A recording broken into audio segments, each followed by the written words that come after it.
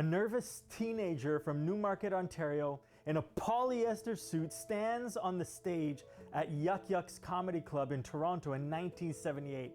His hands are trembling as he clutches the microphone, launching into material his father helped him write. But about halfway through the act, the crowd turns hostile. Boos fill the room as the club owner comes on stage, grabs the mic, and declares, "Totally boring." That night, he returns to the Volkswagen camper where his family is living. His dream of becoming a comedian feels as cramped as their temporary home. His father recently lost his accounting job and he's working as a janitor just to help put food on the table. Maybe you know that feeling. Perhaps it's not a comedy act, but a business that failed, a career path that crumbled, or a calling you've had to set aside. That dream that once burned so bright now feels like nothing more than a painful reminder of failure. That young comedian refused to let his dream die. He returned 3 years later to that same stage with his own material, won over the crowd, and eventually became an actor who would achieve a net worth of $300 million. His name was Jim Carrey. What if there's more to life than your darkest moment on stage? What if that very failure is preparing you for something greater than you could ever imagine?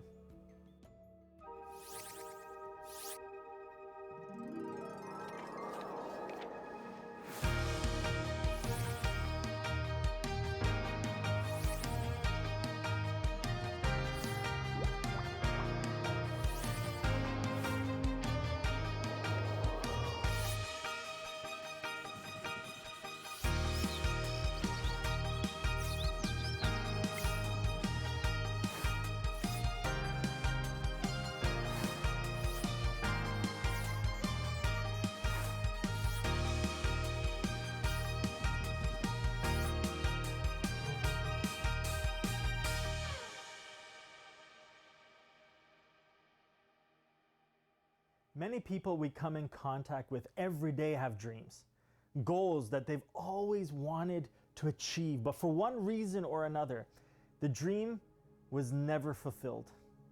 The aspiring writer who now crunches numbers in a cubicle, the entrepreneur whose business plan sits in a drawer, the potential artist who traded their paintbrush for a more practical career. Mental health professionals and career counselors consistently report that one of the most common regrets they hear from clients is abandoning their dreams too soon. Some dreams fade slowly, like a photograph left too long in the sun. Others crash and burn dramatically, like that moment on stage at Yuck Yucks. But whether our dreams die with a whisper or a bang, the pain of abandoned dreams leaves a mark on our hearts. Why do we let our dreams die? Well, sometimes it's a financial pressure. Bills need to be paid. Families need to be fed. But sometimes it's fear of failure, fear of judgment. What will other people think? Or maybe even fear of success. And sometimes it's the voices around us, well-meaning friends and family who encourage us to be more realistic or to play it safe. In the Bible, we find a story that speaks powerfully to this experience of resurrecting dead dreams. It's the story of Nehemiah, a man who encountered the ruins of Jerusalem's walls.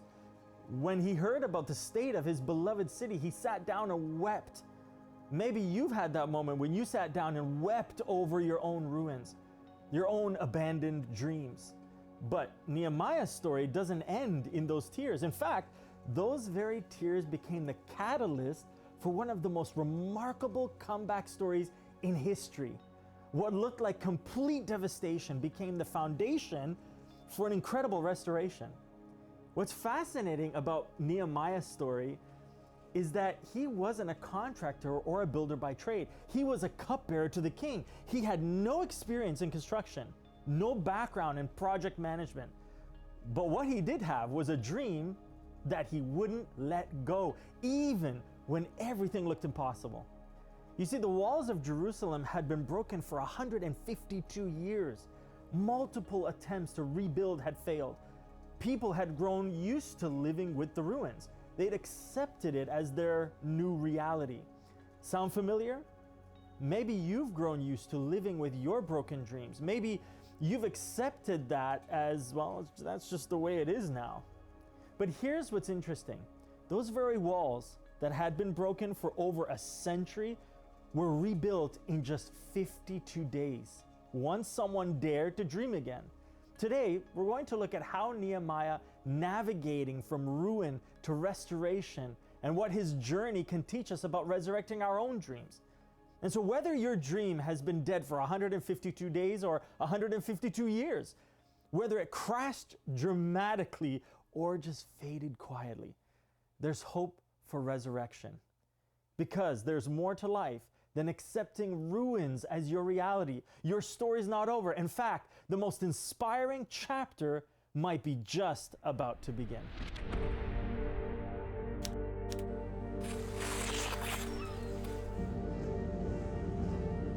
Have you ever wondered why some ruins hit us harder than others? Why seeing an abandoned dream can affect us more deeply than almost any other kind of loss? The story of Nehemiah gives us remarkable insights into this experience. When we meet Nehemiah in the Bible, he's serving as a cupbearer to King Artaxerxes in the Persian Empire around 445 BC.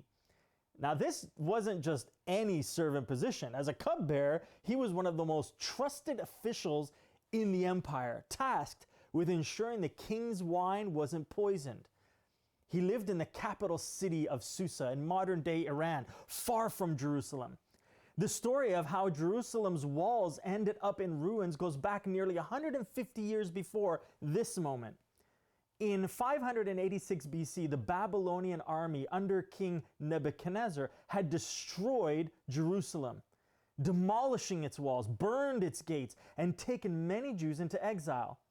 Although some Jews had returned to Jerusalem under the Persian king Cyrus and Artaxerxes, and the temple had been rebuilt, the city walls still remained in ruins, leaving the people vulnerable to attacks from neighboring tribes. This is where we find Nehemiah, a Jew living in exile, holding a very prestigious position in a foreign court where he receives news about his homeland. Against overwhelming odds, mockery from enemies, and internal resistance, this unlikely man would accomplish what many had deemed impossible, transforming years of rubble into magnificently restored walls. His story would become a timeless blueprint for turning seemingly hopeless situations into remarkable victories. Despite never having lived in Jerusalem himself, his heart was deeply connected to his people's home city and its heritage. In Nehemiah chapter 1, verses 2 and 4, we read a pivotal moment. It says, "Hanani, one of my brothers, came to visit me with some other men who had just arrived from Judah. I asked them about the Jews who had returned there from captivity and about how things were going in Jerusalem. They said to me, 'Things are not going well for those who returned to the province of Judah. They are in great trouble and disgrace.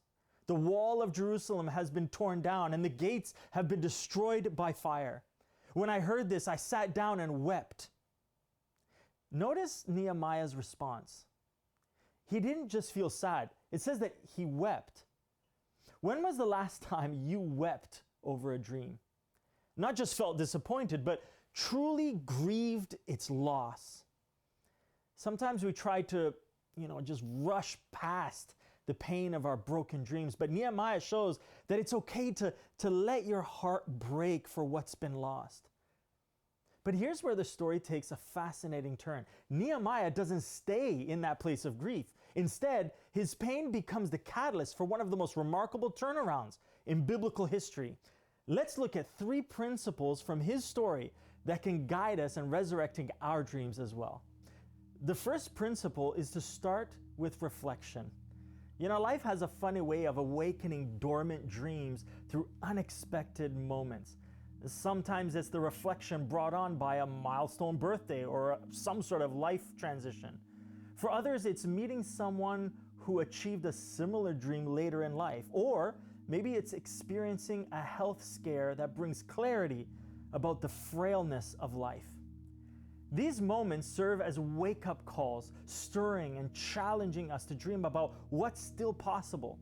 Whatever the case is for you, take a look at what Nehemiah does first in chapter 1, verse 4. It says, "When I heard this, I sat down and wept. In fact, for days I mourned, fasted, and prayed to the God of heaven." Before he drew up a single blueprint, before he made a single request, he took time to deeply reflect on the situation. This wasn't just a quick moment of thought. He spent days processing what he'd heard. You know, we often want to jump straight into the action when resurrecting a dream. We want to make up for lost time. But Nehemiah teaches us something profound about the power of pausing. Before rushing into action, he took time to process his emotions about the situation, consider the full scope of what needed to be done, and examining his own motivations and find clarity about his next step.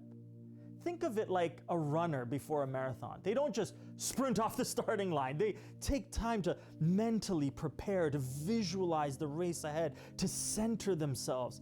This kind of intentional pause isn't procrastination, it's preparation. Some of us might take this time through meditation, others through journaling, writing things down, still others on long walks or conversations with trusted friends. The method isn't as important as the principle. Before you can rebuild something external, you need to do the internal work first. It's in these moments of quiet reflection that we often shift from seeing just the ruins to seeing the possibilities. The second principle is to prepare thoroughly. Nehemiah chapter 2 verses 2 to 5 says, "So the king asked me, 'Why are you looking so sad? You don't look sick to me. You must be deeply troubled.' Then I was terrified, but I replied, 'Long live the king. How can I not be sad? For the city where my ancestors were buried and is in ruin, and the gates have been destroyed by fire.' The king asked, 'Well, how can I help you?' With a prayer to the God of heaven, I replied, 'If it please the king, and if you are pleased with me, your servant, send me to Judah to rebuild the city where my ancestors are buried.'" The following verses demonstrate Nehemiah's incredible preparation. After his quick prayer, he lays out a comprehensive plan to the king, including his travel time, his timeline, the documents needed for safe passage through foreign territories, and even a detailed list of construction materials. He had thought about every aspect of rebuilding the walls, right down to the specific type of timber and lumber that he would need from the king's forest. When his moment of opportunity came, Nehemiah wasn't just ready, he was thoroughly prepared. This is crucial for us to learn, because maybe you're sitting on a dream right now waiting for the perfect moment to start. But let me ask you, what are you doing in the meantime? Are you developing the skills you'll need? Are you gathering the resources? Are you building relationships that could support your dream? The third and final principle is to expect opposition. In chapter 4, we see intense opposition arise. Political leaders and officials in the area didn't just disagree with this rebuilding project. They mocked it, they threatened it, and even tried to stop it. Listen to what they said in verse 3. "That stone wall would collapse even if a fox walked along the top of it." Have you ever heard voices like that? Maybe it's not ancient enemies, but modern day critics. Maybe it's that voice in your own head saying, "Who do you think you are? It's too late. You've failed before." Nehemiah teaches us something profound about handling opposition. He didn't stop building to fight the critics. Instead, in chapter 4, verse 17, we read that the laborers carried on their work with one hand supporting their load and one hand holding a weapon. What a powerful image. They kept building while staying prepared for opposition. Some of us stop building at the first sign of resistance. Others ignore the threats and become vulnerable. Nehemiah shows us kind of a middle way to keep building but stay prepared for opposition. But here's what's most remarkable about this story. It's the timeline. These walls had been in ruins for 152 years. Multiple attempts to rebuild had failed. People had gotten used to living with broken walls. But under Nehemiah's leadership, they rebuilt everything in just 52 days. Think about that. 152 years of ruins restored in just 52 days. Sometimes we think because a dream had died so long ago, it would just take way too long for us to resurrect it. But God's timeline doesn't work that way. What looks impossible to us is just the setup for God to do something extraordinary. You know, the Jewish people had a significant realization when the wall was completed. Nehemiah chapter 6 verse 16 tells us, "When our enemies and the surrounding nations heard about it, they were frightened and humiliated. They realized this work had been done with the help of our God." The resurrection of your dream isn't just about you. When God resurrects a dream, it becomes a testimony that impacts others. Think about it. We're still talking about Nehemiah's story thousands of years later. Your resurrected dream could be the very thing that gives someone else the courage to believe again. I want you to notice another crucial aspect about this story. Nehemiah never minimized the reality of the ruins. He didn't pretend that the walls weren't broken. He didn't ignore the opposition. Instead, he faced reality while holding on to his vision. That's the delicate balance we need when resurrecting dreams. We need to be honest about where we are, but also hopeful about where we can go. Just as Nehemiah looked upon Jerusalem's broken walls with deep compassion, Jesus looks at our brokenness with even greater love. In fact, Nehemiah's story foreshadows Jesus' greater work of restoration in several powerful ways. In Nehemiah chapter 1 verse 4, when he heard about Jerusalem's walls, he sat down and wept. Similarly, in Luke chapter 19 verse 41, when Jesus saw Jerusalem, he wept over it, seeing not just physical ruins, but spiritual brokenness. Nehemiah left his prestigious position in the Persian palace to restore Jerusalem's walls. Jesus left his throne in heaven, setting aside his glory to enter our broken world. The walls of Jerusalem had been broken for 152 years, and people had given up hope of restoration. Many of us feel the same way about our lives too. It's too broken, too long gone, too far destroyed for even a hope of repair. But just as Nehemiah rebuilt those walls in 52 days, Jesus can transform a life, and he can do it instantaneously. 2 Corinthians chapter 5 verse 17 says, "This means that anyone who belongs to Christ has become a new person. The old life is gone, a new life has begun." Nehemiah faced constant opposition from enemies who didn't want to see Jerusalem restored. Jesus faces opposition from spiritual forces that don't want to see human lives restored. And yet in both cases, the work of restoration continues despite the resistance. Perhaps most powerfully, Nehemiah didn't just repair the walls. You know what he restored? He restored the dignity and the identity of God's people. In the same way, Jesus doesn't just fix our problems, he restores our identity as children of God. So let me ask you, what dream do you have in your heart? What walls do you feel called to rebuild?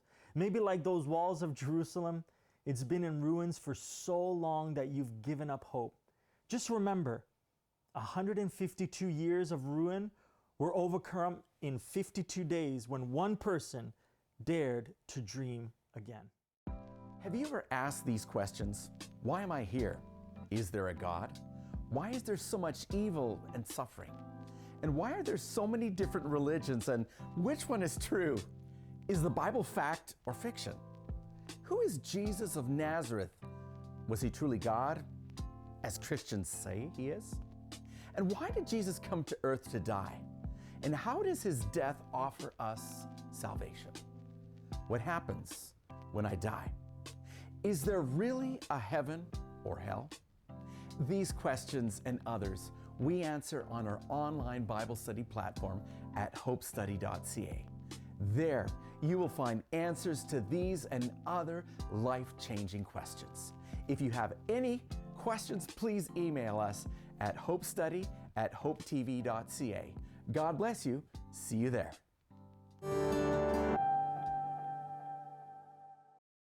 Looking at Nehemiah's remarkable journey of rebuilding, here are just 3 reflective questions to help you if you want to resurrect your own dreams. Number 1, what dream needs resurrection in your life right now? Like Nehemiah receiving news from Jerusalem's walls, take a moment to honestly assess.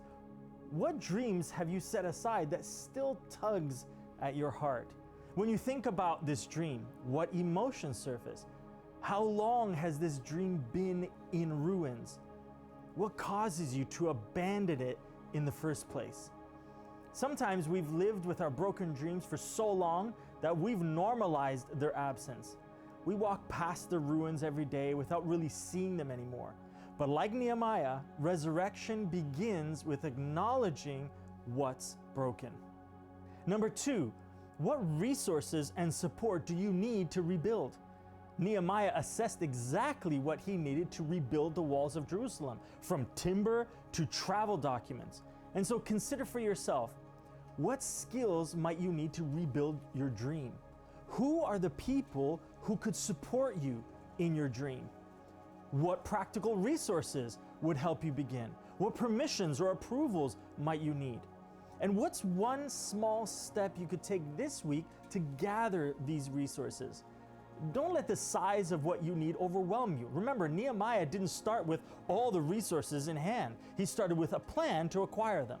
Sometimes the first step is simply making a list of what you'll need. Number 3, what opposition might you face and how will you handle it?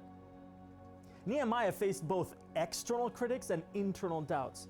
Be honest about what obstacles might you encounter. Who might resist or criticize your dream? What internal doubts or fears might surface? How will you stay focused when opposition comes? And what boundaries might you need to establish? Remember, Nehemiah's workers held a tool in one hand and a weapon in the other. And in the same way, as you rebuild your dream, you'll need both the tools to build and the wisdom to protect your vision. This week, I encourage you to take time to journal about these questions. Share your reflections with one trusted friend. Identify one small step you can take toward your dream. Begin gathering the resources you'll need and prepare your heart for both progress and opposition. Maybe like Nehemiah, you'll discover that what looked impossible becomes achievable when tackled one stone at a time. Perhaps the very dream that's been dead for years could be resurrected in ways you never imagined. Nehemiah didn't rebuild the walls alone. He had a community working alongside him. That's why I want to invite you to connect with me. Follow More to Life on social media, where you can share your journey and find encouragement.